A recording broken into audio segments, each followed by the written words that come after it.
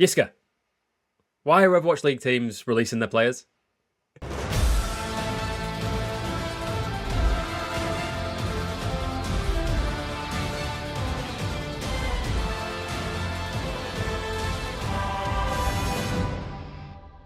Well, it was kind of coming, right?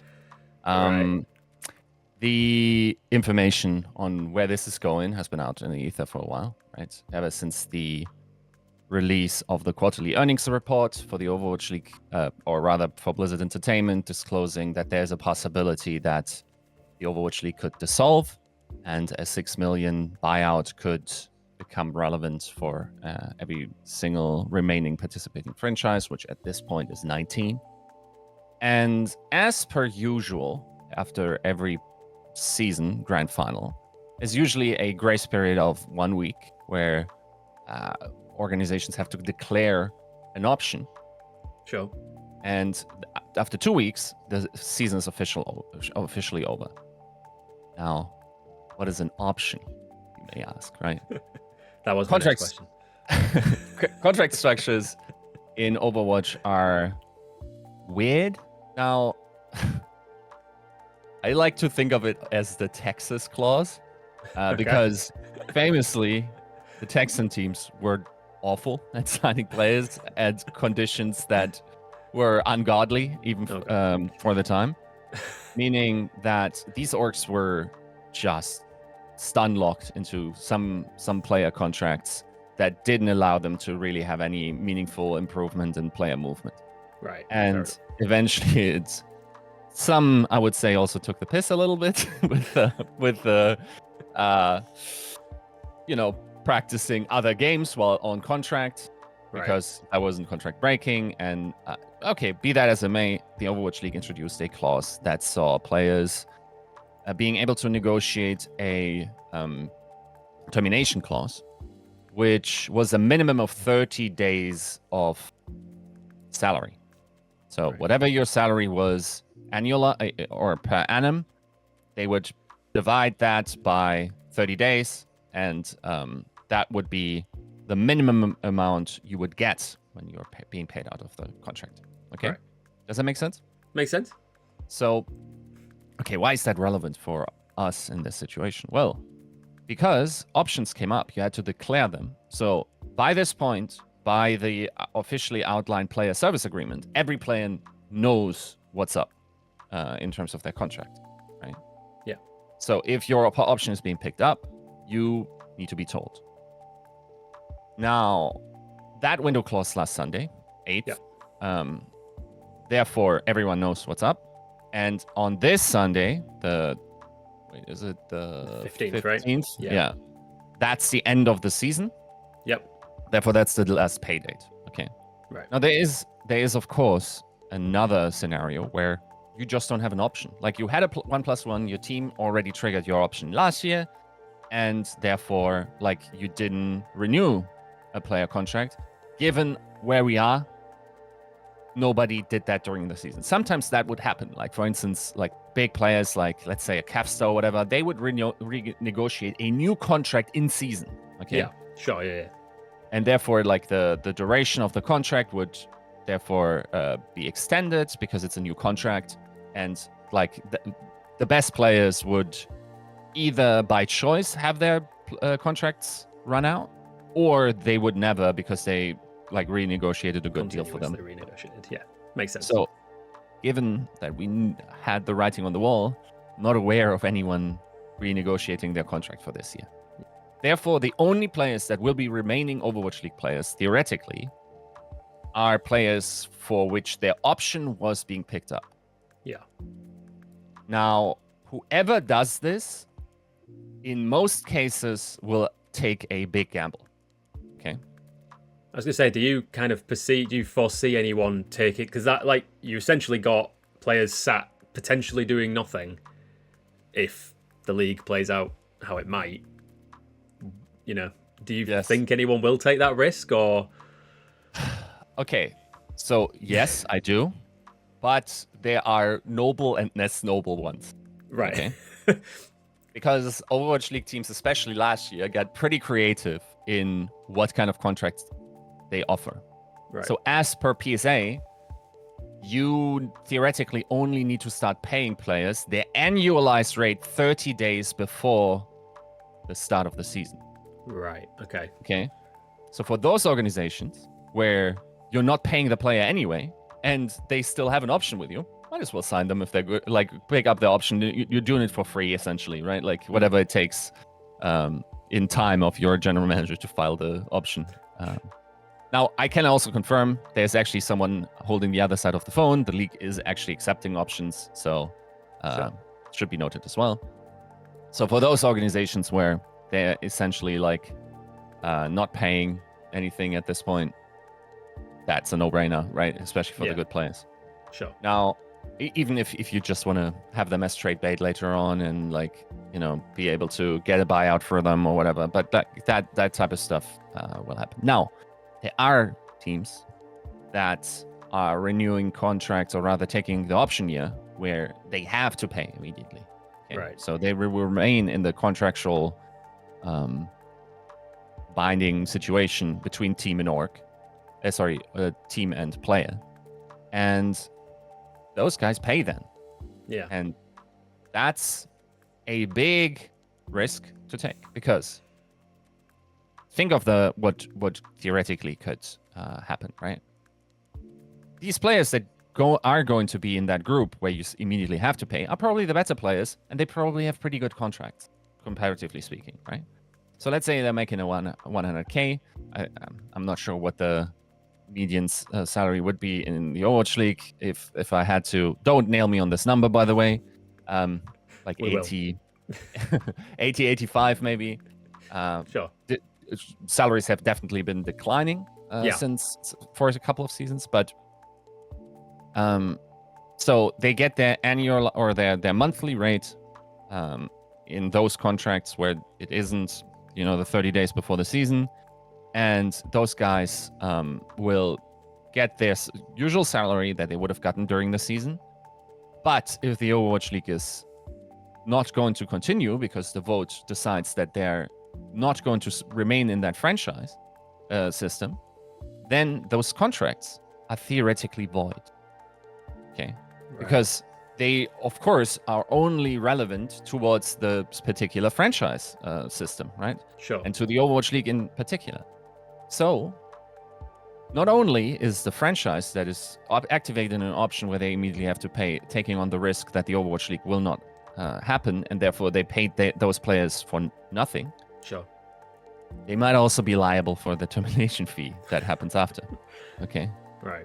So they are on the hook for theoretically pretty reasonable or like considerable amounts in our current situation. And keep in mind, if the Overwatch League was to not continue, it's really only on the goodwill of the player if they're going to honor their agreements to, even if the organization was going to stick around in whatever comes after for Overwatch esports. Yeah. There's no saying that the players will honor and sign a new contractual agreement with that team. I hope they would reward that loyalty that the team has shown them and that stability. But there's no contractual assurance for the team.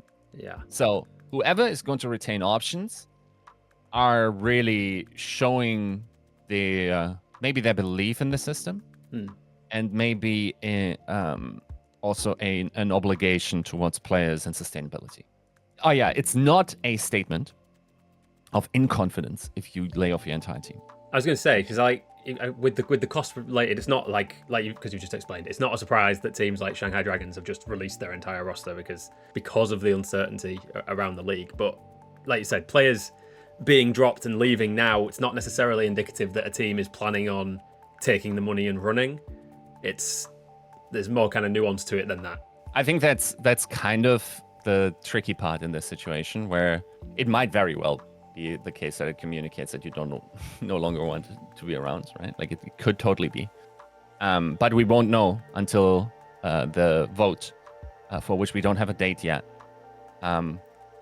So we'll see how this all turns out. I'm personally interested in which teams cast a vote of confidence in keeping those player contracts around. I think that would be pretty meaningful. Other than that, next Monday, only the people that have their options triggered have a team.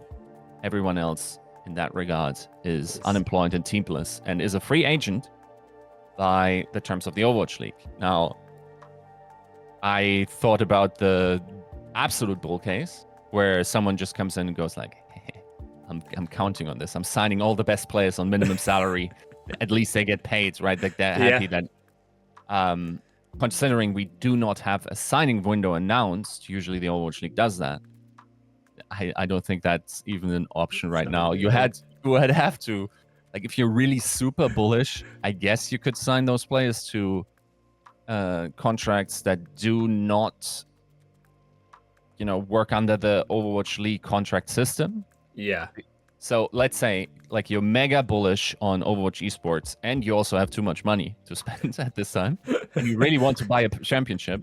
What you could be doing is signing those players to normal multi-gaming esports contracts. Sure. It's probably a good bet to do so because the likelihood of a franchise system continuing further on is pretty limited. The likelihood of something coming after is pretty high.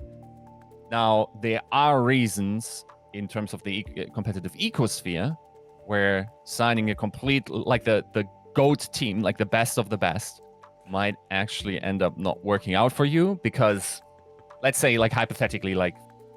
build the team, go on. Okay, the problem is, what if I built the team, all the good guys, like Geo Fielder, like Lip Stalker, like someone, and then someone tells me, well, you're a North American organization. Correct, I'm a North American organization. Well, we're introducing regional. Yeah. What do you mean? You can only play 2 Korean players at a time at any given point because you're a North American organization. The other 3 players need to be North American. Okay. Damn. Right? Like at that point, maybe you could sell those contracts. I'm not sure like how well you would feel about finding buyers, but it's theoretically a solution, or rather someone that could take massive advantage of that situation. I'm not sure how many people with such strong bull cases are still around here. Sure. Yeah.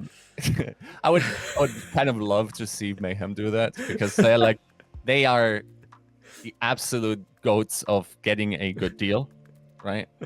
So if those guys had done it, I'm not like insinuating that I heard anything or whatever, but they famously signed Maka in anticipation of next year in order to like have a player that will increase in value and also keep the sixth player slot, and like just as an opportune business case.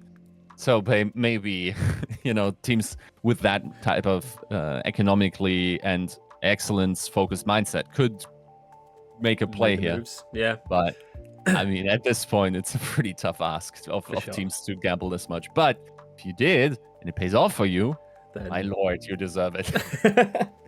I guess, like, from a player perspective, like, obviously it's having a massive impact on them. The potential, like, run-on impact on them is huge.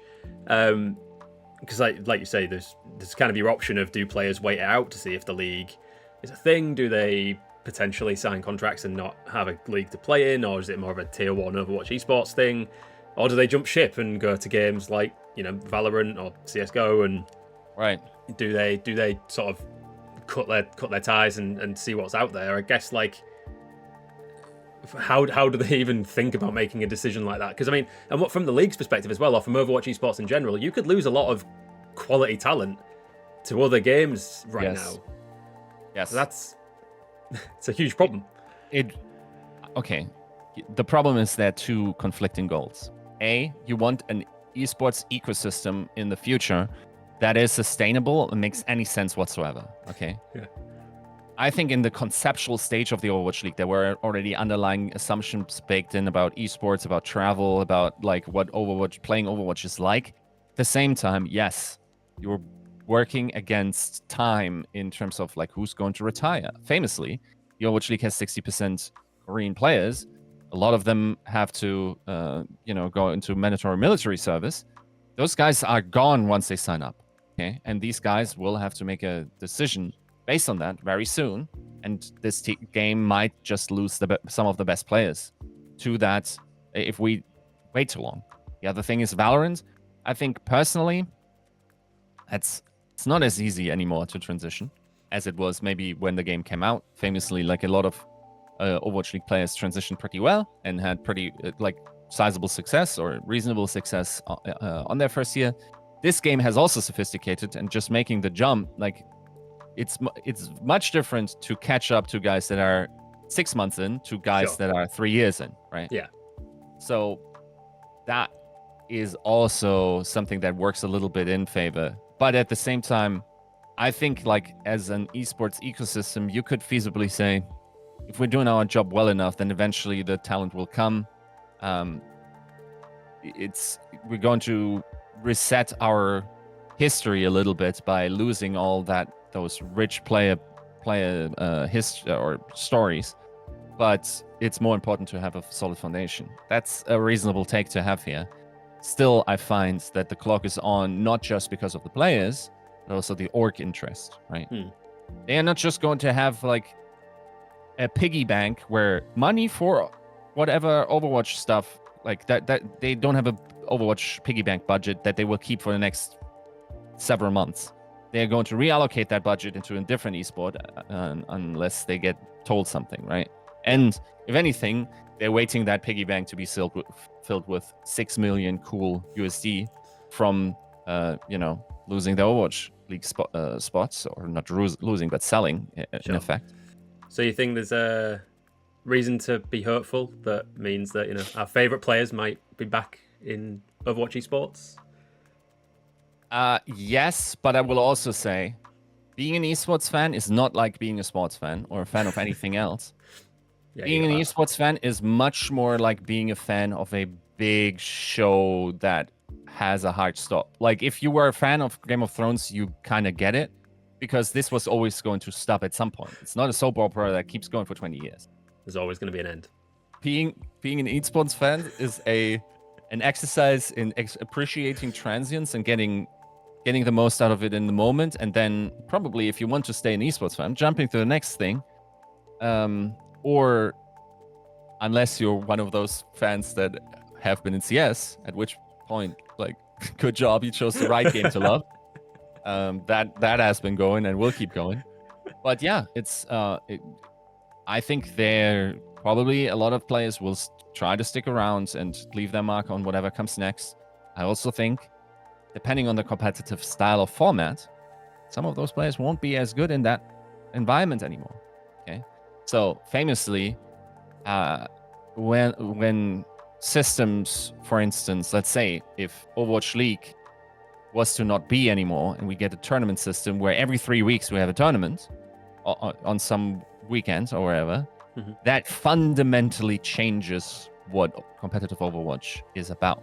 It's much more about preparation. It's much more about guarding your strategies. It's less about like grinding out every single week on the one composition, and that selects for very different talent in a player pool, and therefore it's completely possible that like A tier, maybe even S tier talent might not be as good in that type of environment as they have been over the last couple of years in that ecosystem. So we'll have to see how this develops. I think like the best way to deal with this is just to look at whatever is going to come next year, see if you like it, stick around or not. Thanks for watching, as always, on that slightly solemn, but there's a slight solemn note, but reasons to be hopeful potentially. So yeah, anything you want to ask Yiska in the comments. Let us know what you want to hear us discuss. We're going to be chatting a little bit around the Overwatch League and what its potential future or not future might look like. So we'll get to that next time. But thanks as always, Yiska, and we'll see you next time.